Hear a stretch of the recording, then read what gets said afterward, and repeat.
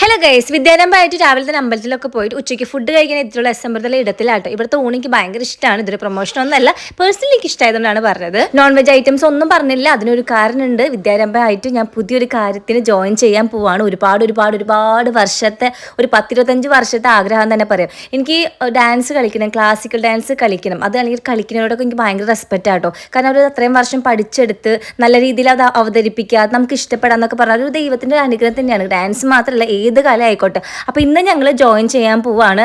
എൻ്റെ അമ്മനെ കൊണ്ട് ഇതിലേക്ക് സാധിക്കാൻ പറ്റില്ല. വേറെ ഒന്നല്ല, പൈസ പ്ലസ് നമ്മൾ അതിനെ കൊണ്ടുവരാനും കൊണ്ടാക്കാനൊക്കെ ഉള്ളൊരു ഒന്നും ഉണ്ടായിരുന്നില്ല.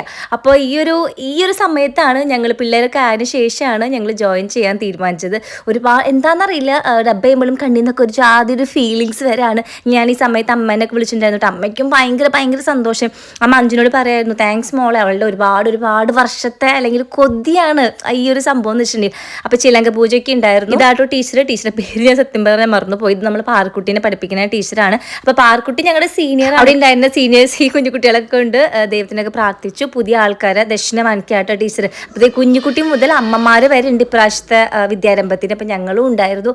എന്താണെന്നറിയില്ല, ഈ ഒരു നിമിഷം മറക്കാൻ പറ്റാത്തതാണ്. ഇങ്ങനൊന്നും ചെയ്യാൻ പറ്റുന്ന ജീവിതത്തിൽ വിചാരിച്ചതല്ല. ഒരു ഡാൻസ് പഠിക്കാൻ പോവാന്ന് വെച്ചിട്ടുണ്ടെങ്കിൽ എന്താ പറയുക, അത് അനുഭവിക്കുന്നവർക്ക് അറിയുള്ളൂ ഗൈസ്. നിങ്ങൾക്ക് ഇതേപോലെ ആഗ്രഹം ഉണ്ടെങ്കിൽ അത് എത്ര പെട്ടെന്ന് സാധിക്കും കേട്ടോ.